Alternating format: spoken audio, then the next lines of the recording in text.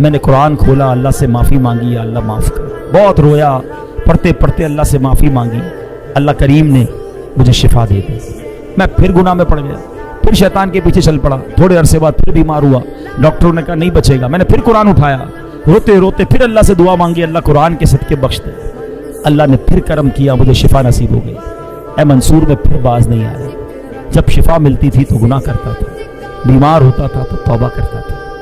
تیسری بار میں پھر گناہوں میں پڑ گیا، بڑے گناہ کیے۔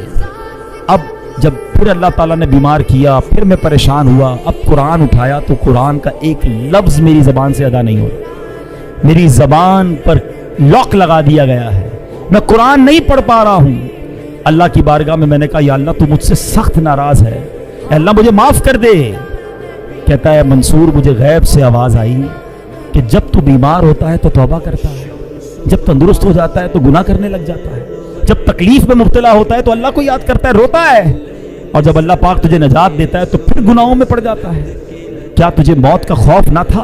تو عقل رکھتا ہے، سمجھ رکھتا ہے، پھر بھی غفلت میں پڑا رہا۔